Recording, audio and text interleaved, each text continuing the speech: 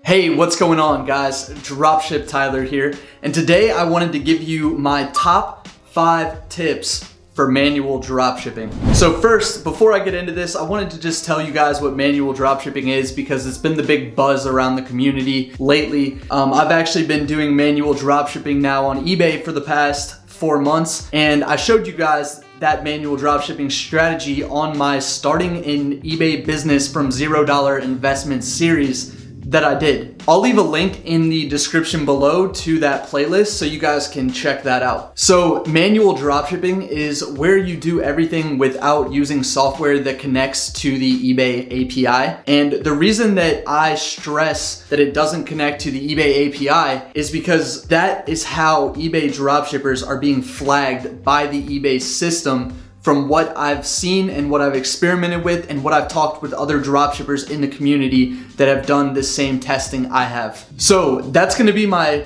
first tip. My first tip is do not use any software that connects to the eBay API. The softwares that you wanna use to run your business are gonna be the ones that use the file exchange or some other way of manually repricing the items, just not connected to your eBay account. Again, do not connect any repricing or listing software to your eBay account. I can't stress that enough if you want to do manual dropshipping the proper way. This leads me into my second tip, which is do not use Amazon as a source because of the fact that you're not using a repricer. And the reason I say this is because there are lots of items on Amazon that the price changes on a daily basis. There's small sellers that are constantly just messing with their item prices to see what the best price to sell at is. And you're gonna have to keep up with those small sellers that are trying to, change their prices a lot. That's gonna cause you to have to change your prices a lot. Now, there are some items on Amazon that don't change price that frequently, but I'm just saying in general, it's easier to use a supplier that doesn't change their prices frequently, especially, if they're trying to win the buy box or one seller sells out and then the price of the item goes up because of that, because a new seller came in with a higher price. It's a tough supplier to use if you're not using software to constantly track the prices of the items. Tip number 3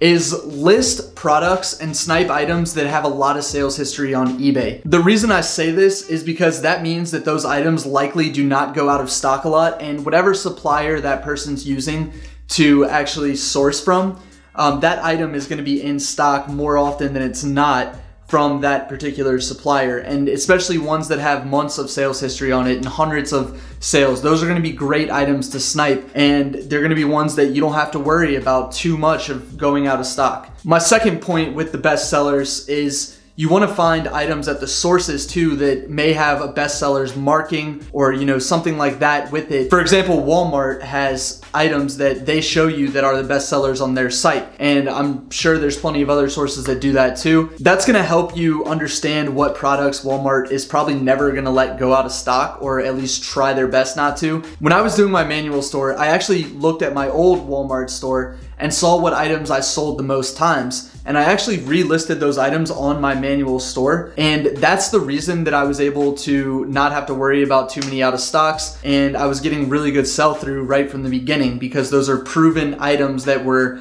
best sellers, and they were still in stock even though I hadn't done that Walmart store in probably 8 or 9 months. I was just doing Amazon for most of that time after that. And then when I did my manual store, I wanted to add Walmart back in. I saw that that's the way to go. It's just list the best sellers from Walmart and list the best sellers from other eBayers that have lots of sales history. And that way, like I said, you're not gonna have to worry about out of stocks as frequently. So tip number 4 is about staying organized. This is super important. I highly recommend that you guys create a Google spreadsheet or a document on your computer that has the eBay item ID, the actual source website, who it's coming from, and then the link to the source itself. I would also put prices in there from the source, so that way if the price changes, you can actually see when you first listed it what it was and what it is now, and you can kind of track how often the prices get changed if you want to do that.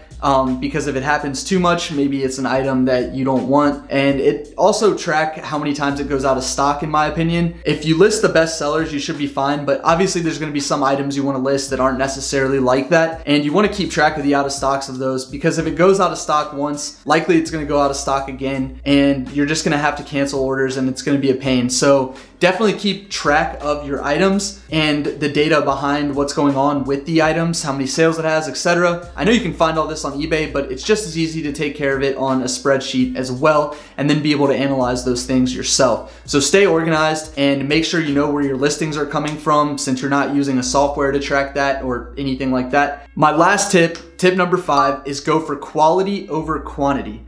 And when I say this, I'm saying you need to find items like I was talking about with great sales history that are proven sellers that you can list on your store. The main reason for this is because of the fact it takes longer to be able to list a product on eBay manually than it does just uploading a ton at once using software. So in order to be the most time efficient you can with your time, use your time to do product research and don't worry about listing hundreds of products. Just list the products that are high quality that you can tell are going to sell for you too. I mean, there's no guarantee, but there is a better chance of an item actually selling if it's proven that somebody else has sold it before. Thank you for watching. I hope you learned a lot from this video and me giving you my top 5 recommendations for manual dropshipping. If you aren't subscribed, go ahead and hit that subscribe button, and I'll see you guys in the next video. Thanks.